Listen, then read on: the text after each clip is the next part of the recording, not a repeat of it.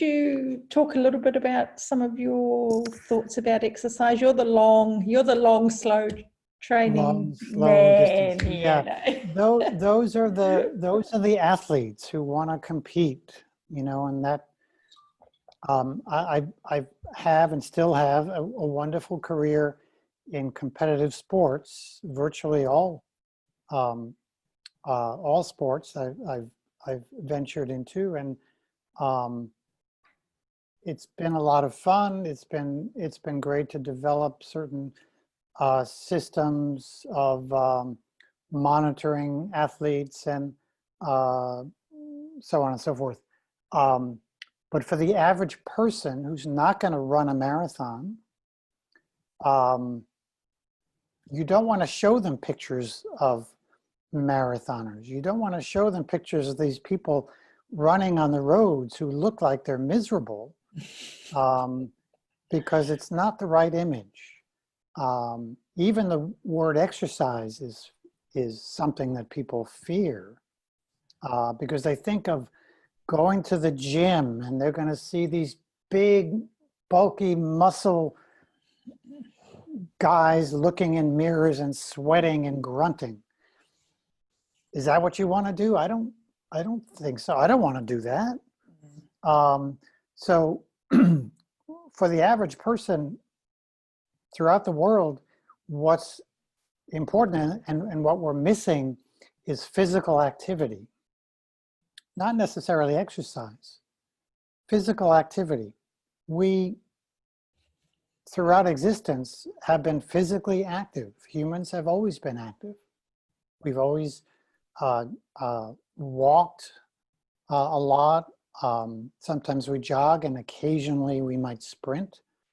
We'd often lift things and move things. That was, that was part of human existence, and suddenly we don't do that anymore. We sit in our offices. We get up in the morning. We sit down and have breakfast. We get in our car or train or bus, go to work. We go in and sit at our desk. We come home and sit and have dinner, and then sit on the couch and watch TV. This is a problem, because we're not made for that. We're not made for sitting, number one. And number two, we're made to move around a lot. And you may or may not have noticed that I'm standing up. Yeah, I have. I did notice. And I'm thinking, gosh, you've been standing there for a while too. I have a standing, I used to say I have a standing workstation. But, workstations now are these little computers and, this thing. Yeah. And so when I want to stand somewhere else, I just pick it up and walk over there. And there are certain things I work on. There are certain topics I write about that for some interesting reason I have to sit down. And I may pick up my computer and go sit down for 10 minutes, work on something, and then come back and stand up and kind of go through it. And so we, in our daily lives, we have a lot of opportunities to be active.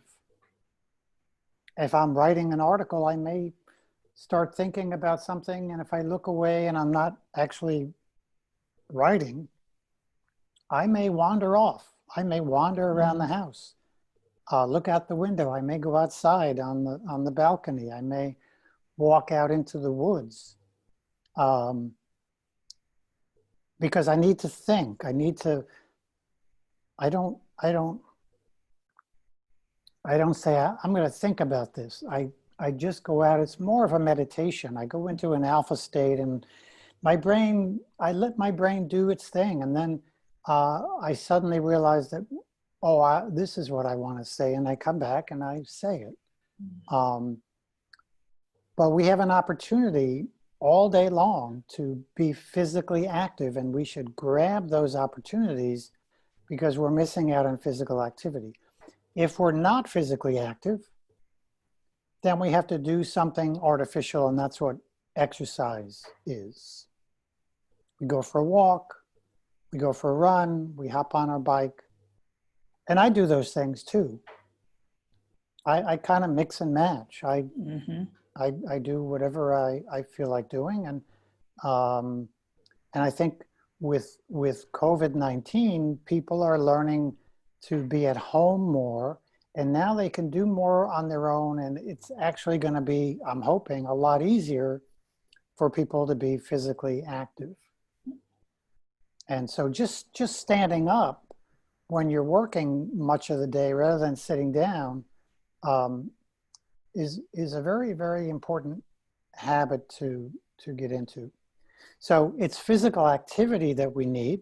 If we can't get it, we have to do some exercise. And if we do the exercise, we want to do easy exercise. It shouldn't be boring. It shouldn't be painful, especially. We shouldn't get fatigued from it.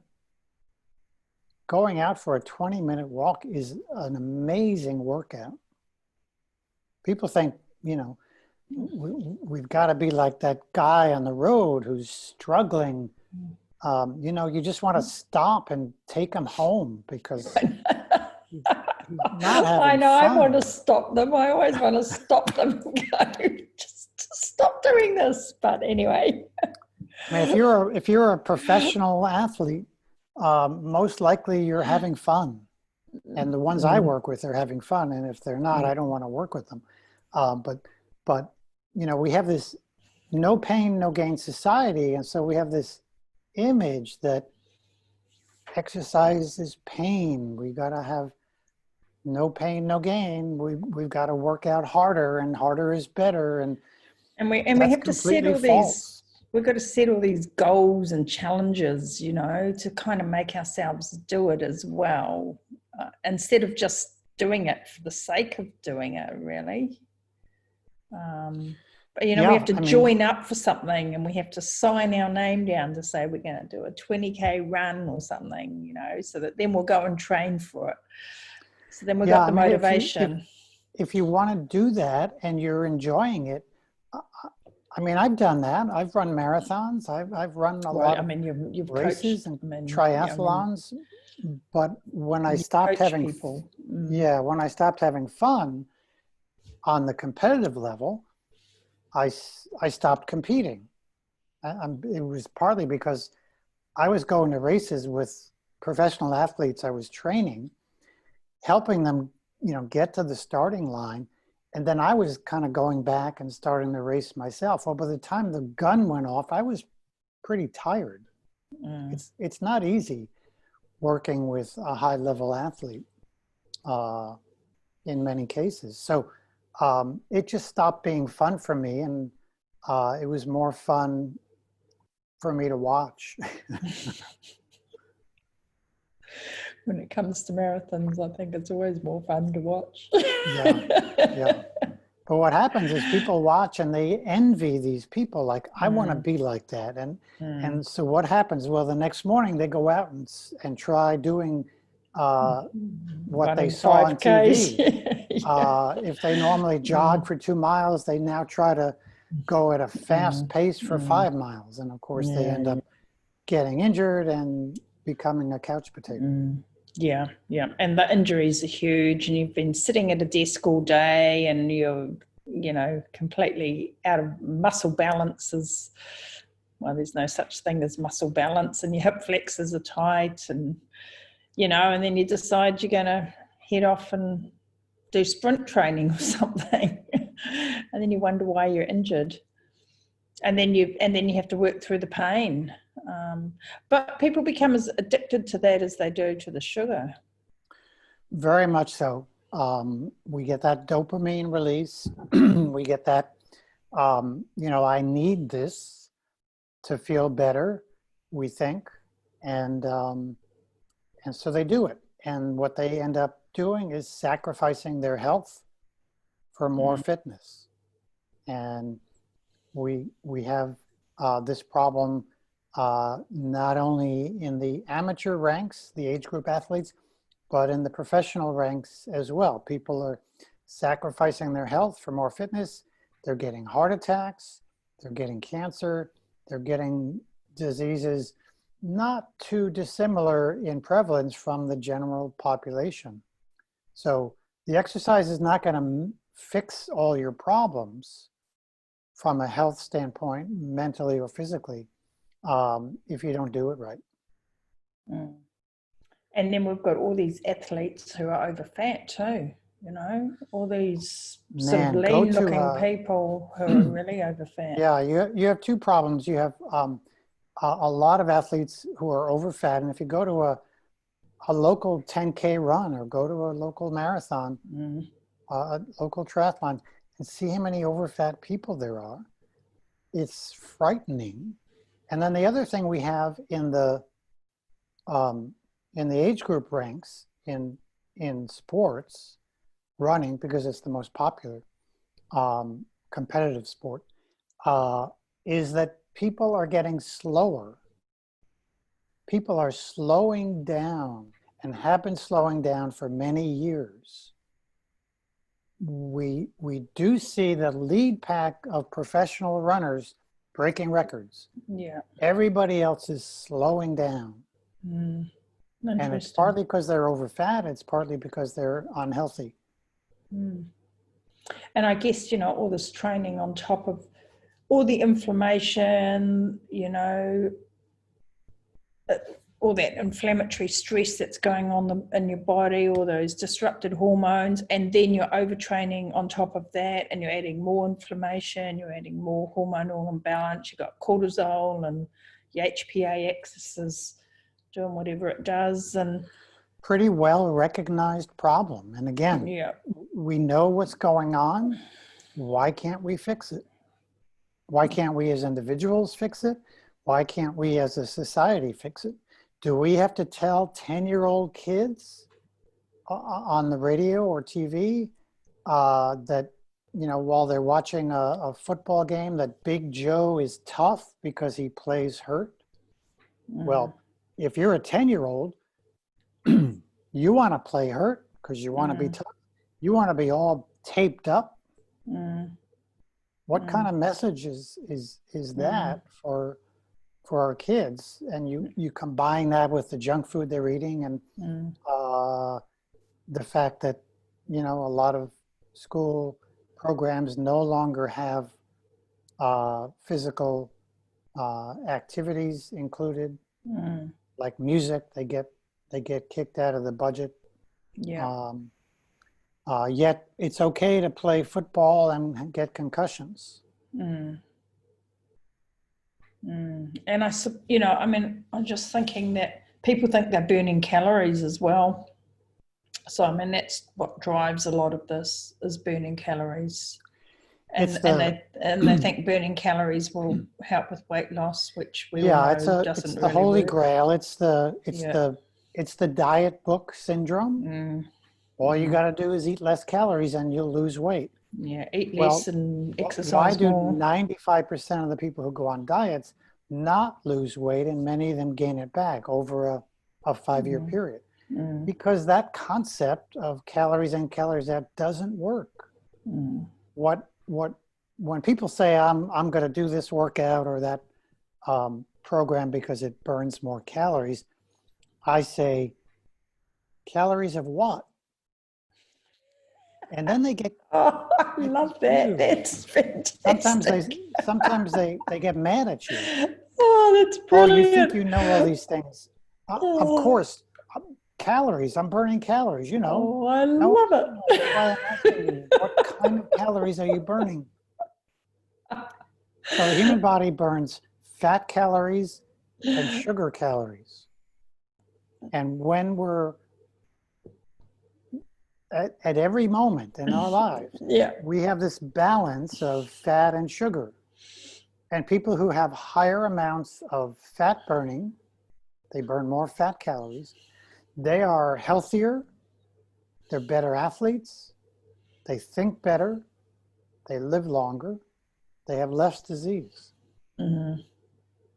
It's as simple as that. So if you're going to do this workout because it burns a lot of calories, you need to say, well, am I burning a lot of fat calories, or am I burning a lot of sugar calories and not a lot of fat calories? Yeah. That's a problem. And not only is it a problem during the workout where you're not burning a lot of calories, But when you exercise, it's not about that 45-minute period or that 1-hour period, because that exercise sets your metabolism for the next 24 hours or more.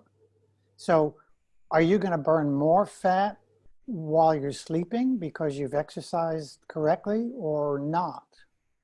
And then your nutrition plays such a huge role in And that. the So diet what you eat afterwards is going to affect that too. In fact, the food intake is so important that if you do all the right things with exercise, it may not help you in any way whatsoever.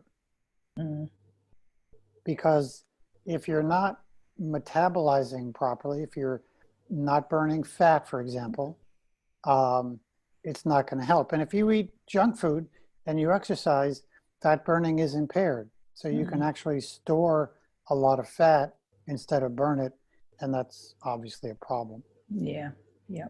And I think that's something really worthwhile for people to take away, actually. You know, they go for their run or their bike ride or whatever, and then out comes the packet of aeroplane lollies or something.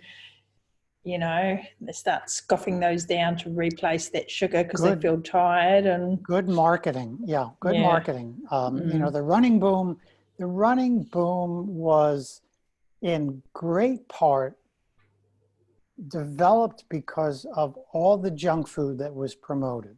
It almost gave people an excuse for eating more junk food. Oh yeah, I could eat these Twinkies because I'm gonna burn off those calories the next morning or later in the day. Well, that is the dumbest idea, but the junk food companies came up with that idea and it still works today. So you were involved very on in heart rate variability, weren't you?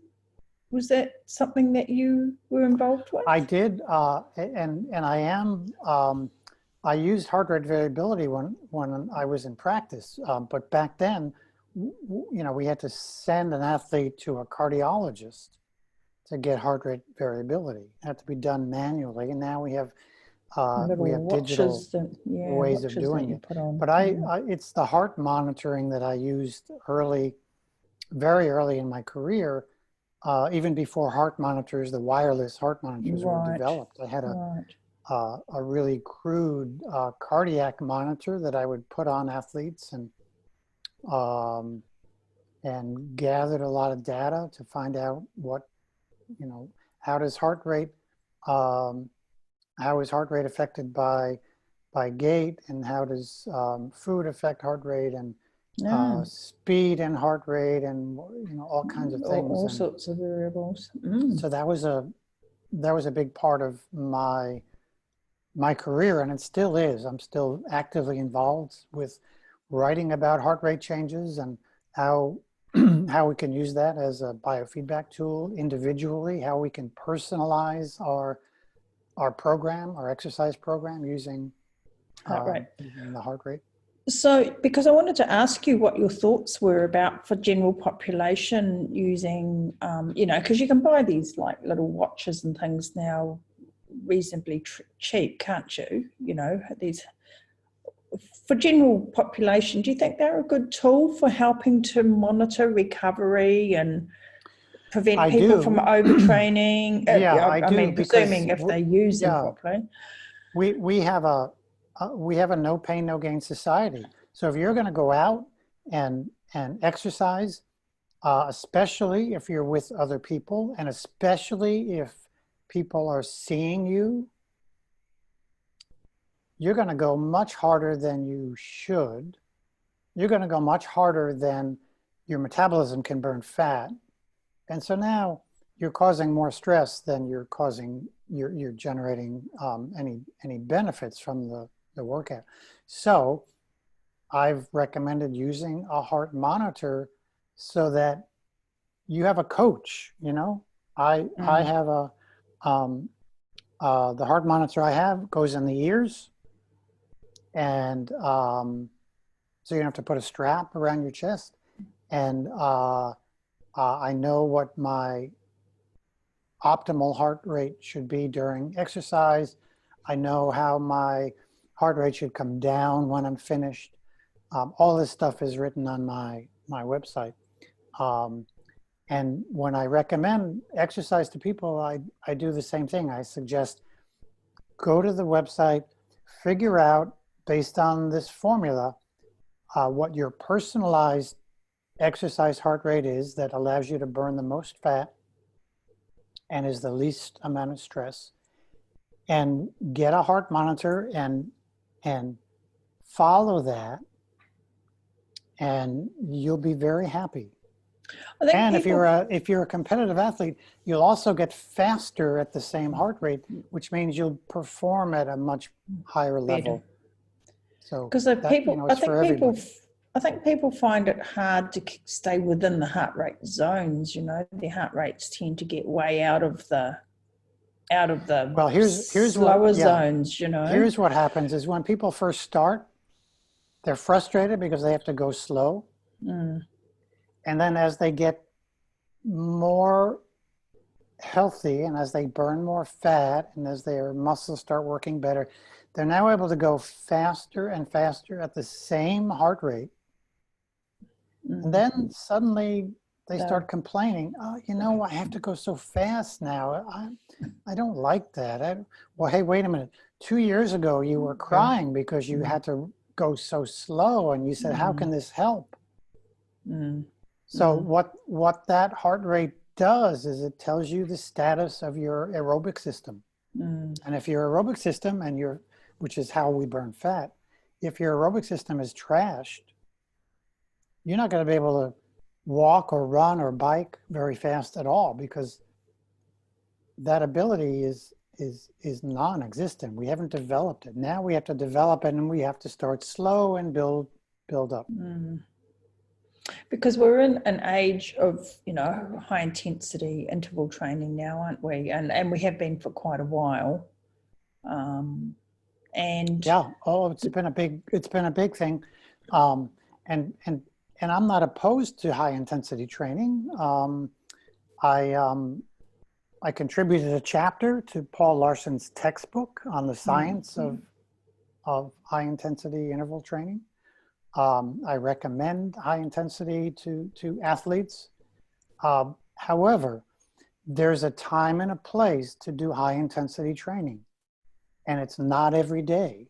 And I think it gets really bastardized too myself, because people convert it into an endurance session. So, you know, a 4 or 6 minute session ends up being like an hour workout. Well, then it's not high intensity interval training. It's just trashing yourself, you know. No pain, no gain. Yeah. Interesting.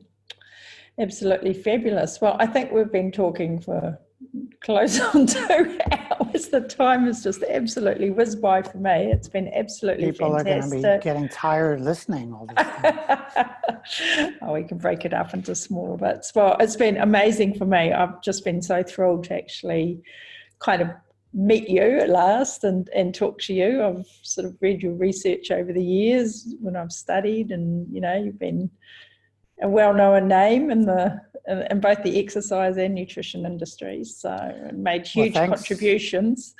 Thanks, Susan. And like I said, I appreciate you having me on. Yeah, it's been really great. So thank you very much, and I think everybody will get a lot out of this. It's amazing. Thanks. All right.